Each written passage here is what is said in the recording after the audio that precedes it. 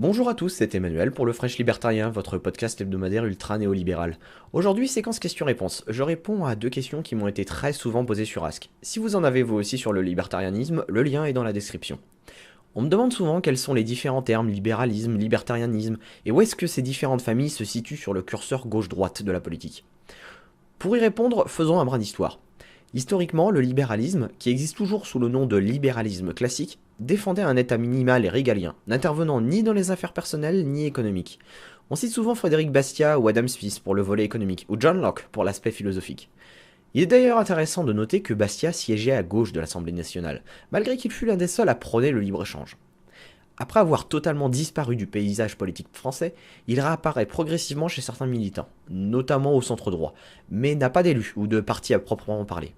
C'était aussi le libéralisme du début des USA, avant que le terme ne change radicalement. Car aujourd'hui, libéral désigne paradoxalement les sociodémocrates aux États-Unis. Ils croient en un État régulateur fort, sont à faveur de plus d'État-providence comme l'Obamacare, et de relance keynésienne lors de périodes de crise comme le très connu New Deal de Roosevelt. Il y a une différence fondamentale entre les keynésiens et les Autrichiens sur le rôle économique du gouvernement. Les keynésiens croient que la concurrence est bénéfique, mais qu'il faut un État fort pour en réguler les excès. Là où les Autrichiens pensent que les marchés finissent toujours par s'équilibrer d'eux-mêmes, et que donner les pouvoirs d'intervenir à l'État ne fera que générer des crises encore plus graves. En France de nos jours, libéral est souvent associé au mouvement libéral-conservateur, à droite de l'échiquier politique. Plusieurs élus s'en reconnaissent, même si ces contours sont assez difficiles à cerner, car certains sont keynésiens, d'autres sont autrichiens, certains veulent plus d'État-providence, d'autres moins, etc. Le spectre est assez large au final, puisqu'on pouvait dire à une certaine époque que le Front National défendait quelques idées libérales, même si ces idées sont généralement plus présentes chez les modérés et les centristes. Beaucoup de libéraux conservateurs se définissent eux-mêmes comme libéraux sur l'économie et conservateurs sur les mœurs. Ils existent à travers le Parti libéral-démocrate par exemple, et quelques figures connues comme Charles Becbédé ou Arnaud Dacier. Toujours aux États-Unis, le mouvement libertarien est apparu relativement récemment, début des années 70, en opposition au changement du sens de libéral. Ils sont autrichiens plutôt que keynésiens, adeptes d'un état minimal, d'une constitution forte et de réformes radicales pour plus de liberté, individuelle comme économique, car ils ne font pas la différence entre les deux. La figure la plus connue est certainement Ron Paul, candidat à la présidentielle de 2008.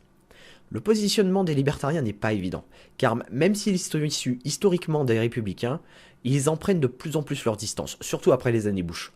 La nouvelle génération américaine, plus ouverte aux idées d'économie de marché, voit arriver un éventail plus large de libertariens, surtout après la déception qu'a engendré Obama, sur par exemple la guerre en Afghanistan, sur les liens entre les pouvoirs et les grandes corporations, ou les programmes liberticides comme les drones ou Prism. Ce mouvement est malheureusement inexistant en France, peut-être un peu au Royaume-Uni qui a une certaine proximité culturelle avec les États-Unis. Et enfin, certains libertariens vont même jusqu'à prôner la suppression totale de l'État. On les appelle volontaristes ou anarcho-capitalistes, car ils pensent que l'État est illégitime dans sa structure même, et qu'il serait plus juste et plus efficace de faire accomplir ses fonctions de manière volontaire, même la justice et la sécurité. C'est un mouvement beaucoup plus récent et qui prend en ampleur, même s'il n'a pas de représentation politique. Mais n'oubliez pas, ces définitions sont volontairement simplifiées. J'essaye juste de dresser un rapide portrait des différents termes et différentes familles libérales. Comme d'habitude, si vous avez aimé cette vidéo, n'oubliez pas de laisser un pouce vert et à la partager autour de vous. N'oubliez pas non plus de vous abonner et de me suivre sur les différents réseaux sociaux.